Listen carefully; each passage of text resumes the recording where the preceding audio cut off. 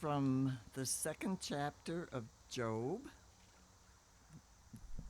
verses 11 to 13. When three of Job's friends, Eliphaz the Temanite, Bildad the Shuhite, and Zophar the Namathite, heard of his misfortune, they set out from their homes and agreed to go together to console and comfort their friend. When they saw Job from a distance, they didn't recognize their disfigured friend. They wept loudly for him, tore their robes, and threw dust over their heads toward the sky. Then they sat on the ground with Job for 7 days and 7 nights. No one spoke a word to him out of respect for his appalling grief.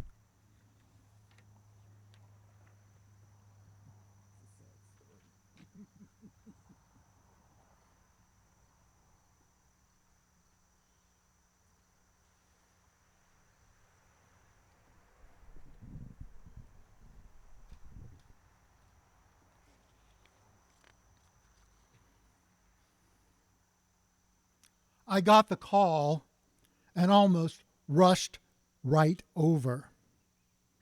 I wanted to hold your hand and tell you it would be okay.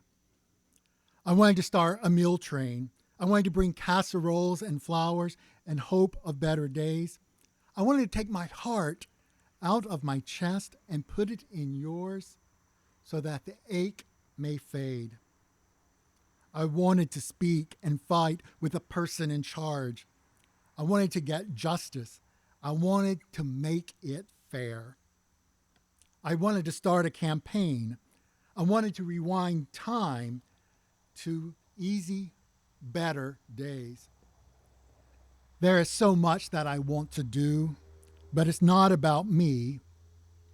It's about you. So tell me, what do you need? I'm here. I'm listening.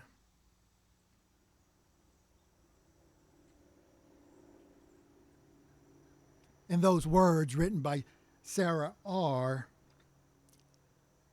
she gets almost to the point of Job and to our own lives. That when we see pain, we often want to do something immediately. We want to cook our best chicken casserole and rush it over to make it all better. We want to change the system.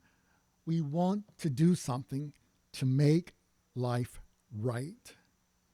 Sometimes we rush in such a hurry to make things all right that we assume we know everything that someone needs, and we forget to ask. Now, perhaps Job had no idea what he needed at that time. Perhaps Job just needed his friends, not to figure out what must be done, but to be there in the moment. For you see, beloved, we live in a time, in a world, that where pain sometimes touches us in ways that leaves our lives devastated. There are times when we know what we might need, and we're just waiting for someone to ask, how can I help? What do you need? Our hearts are full of compassion. We at Mountain Rise, I believe, want to do the right thing. We work hard through committees. We work hard in our individual volunteerism. We want to make change. And there's a balance there of what the world needs and what we can offer. But it's when our hearts mesh as one when we can get to it. But it's hard sometimes, especially in days like these, when we think to the future, when we think of politics, when we think where we might be going, and we imagine. And we too, if you're like me, begin to feel the burden of it all. The burden of what might be. The burden that what we wish it will not be. And we try to move forward, to embrace the Spirit of the living God. Now, I don't have easy answers to how we carry this burden together. It is some about being in solidarity with people we may have not yet met or may never meet. It is in solidarity with those who have risked to tell their story. It may be in solidarity as fifth graders with Fatima and Miss Babbage. To be in solidarity and to be together is to realize the world in which we live. On March 4th, 1913, Woodrow Wilson gave his first inaugural address. And in closing today, I want to read a bit of that address to you. Even though it was written years ago, more than 100 years ago, I think it sounds as if it was just written today. Let us listen. We see that in many things that life is very great. It is incomparably great in its material aspects, in its body of wealth, in the diversity of the sweep of its energy, in the industries which have been conceived and built by the genius of individuals and the limitless enterprise of humanity.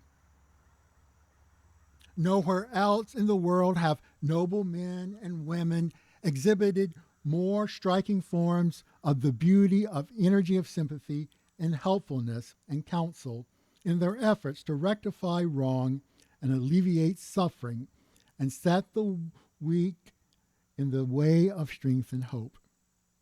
Our life contains every great thing and contains rich abundance.